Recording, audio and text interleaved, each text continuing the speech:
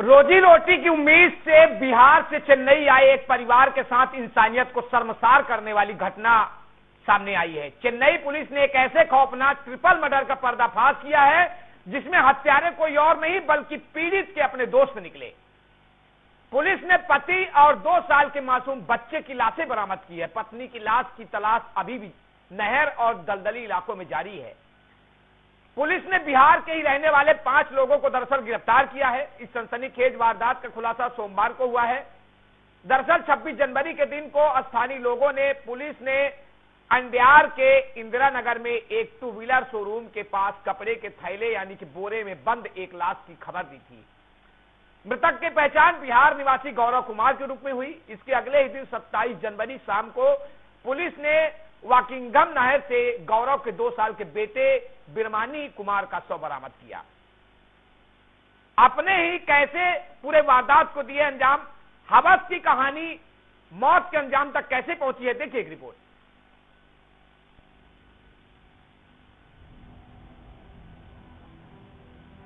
चेन्नई के पॉश इलाके Indira Nagar first Avenue की निवासी सोमवार 26 जनवरी को एक चौंकाने वाले दृश्य को देखकर जागे। इलाके में आलीशान अपार्टमेंट कॉम्प्लेक्स के सामने खून से सना हुआ बोरा मिला। पुलिस की जांच में पता चला कि बोरी में बिहार के प्रवासी मजदूर गौरव कुमार का शव था, जो अपने परिवार के साथ 1 सप्ताह पहले ही चेन्नई आया था। इससे भी बुरी बात यह थी कि उसकी पत्नी मीनू कुमारी और 2 वर्षीय बेटा जो उसके साथ चेन्नई आए थे, उनकी भी हत्या कर दी गई और इनके शवों को अलग अलग स्थानों पर ठिकाने लगा दिया गया। मंगलवार शाम को इंदिरा नगर MRTS स्टेशन के पास बकिंगम नगर से बच्ची का शव बरामद किया गया। 3 दिन की खोज के बाद मीनू कुमारी का शव 30 जनवरी को पिरंगुड़ी के कचरा गाह में मिला था। पुलिस का कहना है कि इस अपराध के लिए 3 लोगों को गिरफ्तार किया गया है। सत्येंद्र, संतोष कुमार, ललित यादव और विकास कुमार, यह सभी प्रवासी मजदूर हैं।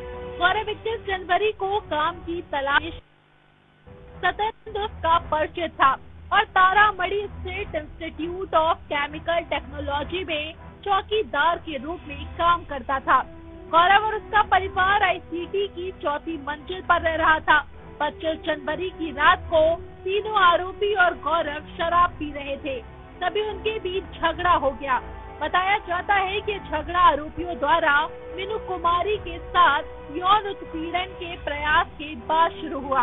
अपराध की भयावह प्रगति और जिस तरीके से शवों का निपटान किया गया है, उससे आसपास के निवासी और काम करने वाले लोग भयभीत हैं और अपनी सुरक्षा को लेकर चिंतित हैं। घटना के बारे में सुनते ही मेरे हाथ पैर कांपने लगे। उन्होंने 2 साल के बच्चे को भी मार। यह सब सुनकर मेरा दिल जोर से धड़कने लगता है। मुझे लोगों से बात करने या उन्हें कोई जानकारी देने में डर लगता है। अगर कोई मुझसे मेरे घर का पता या ऐसी कोई जानकारी पूछता है तो मुझे डर लगता है। सफाई कर्मी माला कहती है। माला सुबह 6 बजे से दोपहर 2 बजे तक इलाके की सड़कों की सफाई करती है। इसके बाद वह शाम 7 बजे तक पास के ही एक घर में घरेलू कामगार के रूप में काम करती है। मैं इन सब बातों के बारे में खबरों में सुनती हूँ और यह बहुत डरावना है। हम यहाँ काम करने आते हैं, लेकिन जब हालात ऐसे होते हैं तो लगता है कि हम किसी पर भरोसा नहीं कर सकते। तो इसके बारे में क्या कहें? उनकी खुद की कोई सुरक्षा नहीं है। हमें खुद ही अपना ख्याल रखना होगा। इलाके में घरेलू काम करने वाली एक और महिला कहती है। पुलिस जांच और आरोपियों के कबूलनामे झकझोरने वाली पुलिस का शक है कि मुख्य आरोपी पी सिकंदर ने गौरव की पत्नी मुनीता के साथ यौन शोषण करने की कोशिश की थी। जब कपल ने इसका विरोध किया होगा तो सिकंदर और उसके दोस्तों ने मिलकर सोमवार की रात पूरे परिवार को मौत के घाट उतार दिया। हत्या के बाद सबूत मिटाने के लिए उन्होंने लाशों को शहर के अलग अलग हिस्सों में फेंक दिया।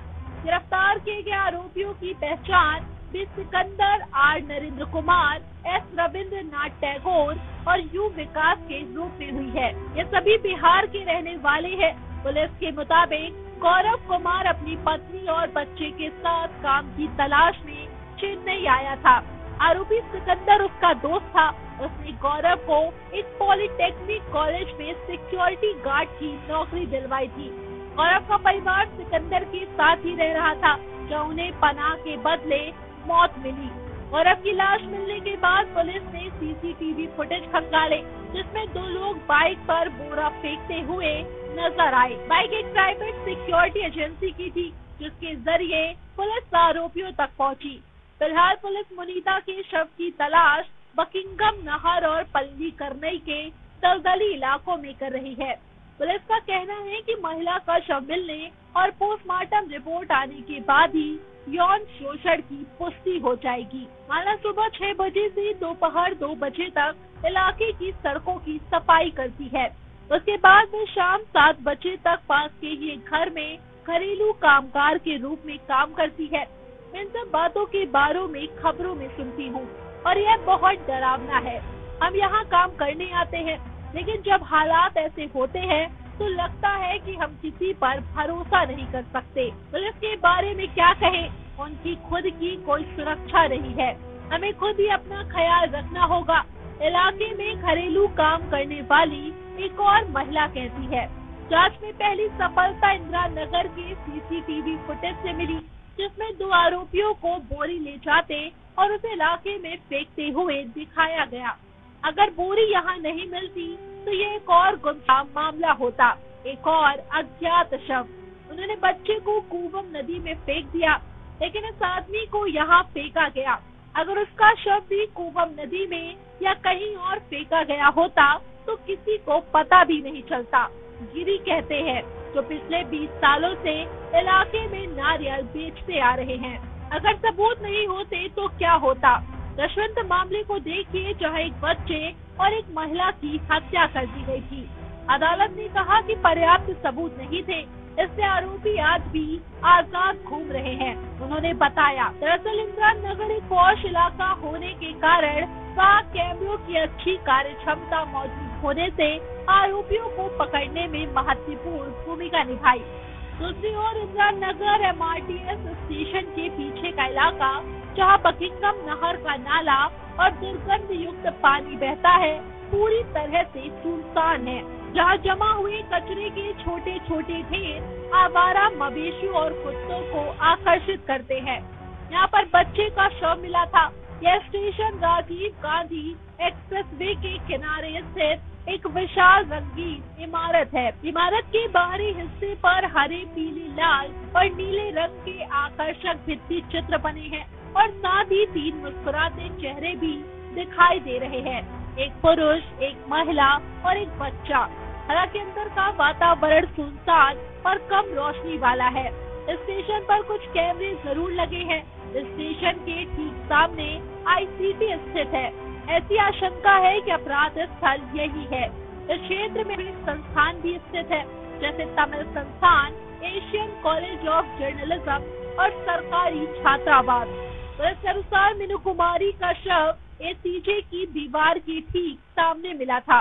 ACJ के छात्रों का कहना है कि तिहरे हत्याकांड की खबर देखने से पहले उन्होंने कभी नहीं सोचा था कि शहर असुरक्षित है। रात के खाने के बाद हम आसपास टहलने जाते थे।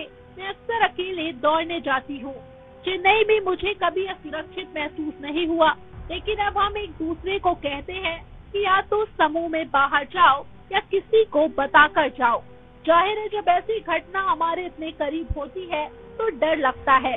नेपाल की एक ACJ छात्रा ने नाम न बताने की शर्त पर कहा। कोलकाता की एक और छात्रा ऋत्विका दत्ता भी ऐसे ही महसूस करती है। मुझे कल सुबह इस खबर का पता चला। अब पूरा इलाका सुरक्षित सा लग रहा है। रोशनी भी ठीक नहीं है। अकेले बाहर निकलना जोखिम भरा लगता है। मेरे दोस्तों ने मुझे अकेले बाहर न निकलने की चेतावनी दी है। शिक्षकों ने भी हमें रात में अकेले बाहर न निकलने के लिए कहा है। महाराष्ट्र की एक अन्य छात्रा ने बताया कि इलाके में टहलते समय उसे राहगीरों द्वारा कॉपियां कसने और आपत्तिजनक इशारों का सामना करना पड़ा।